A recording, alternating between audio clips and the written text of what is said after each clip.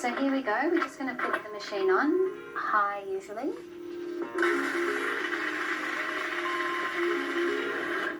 Doesn't need very much. You don't want the nuts to be broken down completely to become a meal. So you can see here when you look in that It looks like rice, doesn't it? yeah, it's just broken down. It's broken. You've got some really small pieces of nuts, and we are adding more, so it'll be broken down again. Okay. So we move on to buckwheat. This is just raw buckwheat kernels. Buckwheat is a great gluten-free alternative. So these are also called bikinis. You can find them in health food stores, and sometimes you might even find them in the supermarket if you're lucky. Yeah, it is nowadays. We're very lucky. Things are available. So this just gives a nice crunch, and it also has a lot of B vitamins and lots of different health ingredients. Superfood. We love Absolutely. our superfoods. Yep, we put them in everything. We've also got coconut here. This is desiccated coconut and the ultimate dates. I love dates and smoothies.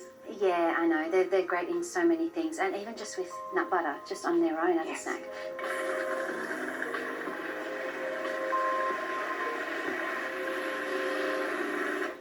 So I check in on it regularly just to have a look and see whether it's doing what I want it to do. And I just have a little look, and I just want to know that the dates are grinded down to the consistency that I want them to be. At this point, you add your sweetener of choice. I've used rice malt here. It's just made of brown rice. It's brown rice extracted. So we can find rice malt syrup in the supermarket as well. It's usually in the health food aisle. Absolutely. Everything's so accessible these days. I love it. Yeah, it's so accessible. So just getting in those last bits there with a spoon. This should work to a tea, but you never know. You might have to add a teaspoon or more if you need to bind. So always use your judgment when Always, yeah, absolutely. So we put that back on and we blend one more time. So what I'm looking for now is that the ingredients stick together. So I remove this. It's very important that you take the blade out. We don't want to lose a finger. It's really very, very, very sharp. Yeah, you've got to take that out first. So We get need that these, out. don't we? Yeah. So don't mind me. I'm going to use my hands. You can use gloves, and sometimes I do. Food disposable gloves is less messy, but I'm just going to use my hands today. That's fine. We're all friends here. Yeah, you got it. So what I do is I sort of make a ball out of it, just to make sure before I take it all out that it's to the consistency that I want. And all I want to see is that it's sticking together, which it is. So you want it to be nice and pliable, kind of like Play-Doh? Exactly. Yeah, okay. Yeah. So it doesn't matter if there's a little bit of crumb. You just pop it into the tin and you press down. So you don't want any like air gaps there. You want it nice and compact. You want it nice and packed. And as you add, it'll all come together. You might find gaps now, obviously, but as you start pressing in, it'll all just come together really neatly. Do you want to finish that for me? Yeah, no problem. Yeah. So you tell me if you think you want to go higher and we can use some of this. So it's really simple. You just turn it round. Okay, I think we can add a bit more, Talene. Yeah, there you go. Getting the work out here. So does that base look ready to you, Talene? Yes, it does. Okay, great. So what I normally do at this point is pop it in the fridge, let it set a little bit while I make the caramel. This is the exciting layer. It's the caramel layer for the salty tart, and it's made, again, of primarily dates. Delicious. I know. So I add it to the blender like we did before.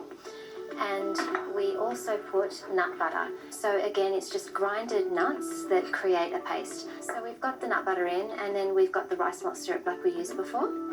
So it's important to use a thicker syrup because it really helps to get the binding correct and the texture just right. Okay, so we're using vanilla bean now. So we've already got the natural sugars in there. We don't need any more. So I'm using this today. So then we've also got the virgin coconut oil, which I use 1/4 cup of.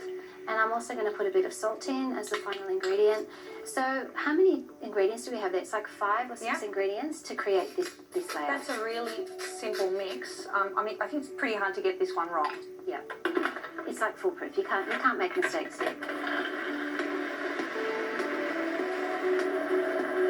There we go. So that's the perfect texture. I'll just show you, Helen. Oh, yum. Oh, I can't wait to dig into that. So there you go. That's the caramel. So now that the caramel's done, I'm just going to get the cake out of the fridge and we're going to put the caramel layer on.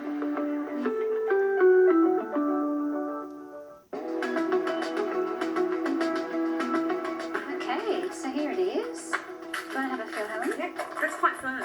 It's firm now.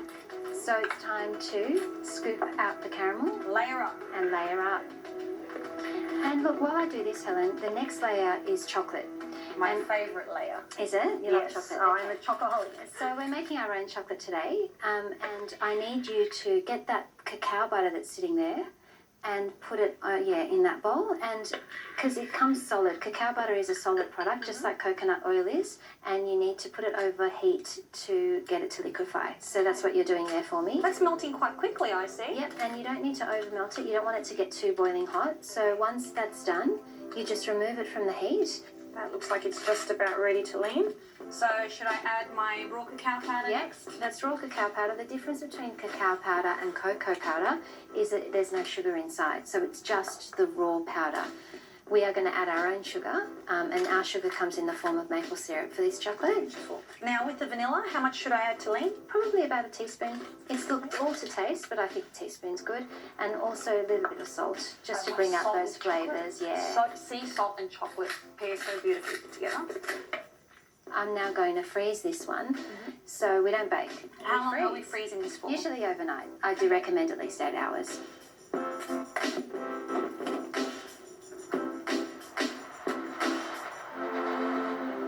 So that's what it looks like there.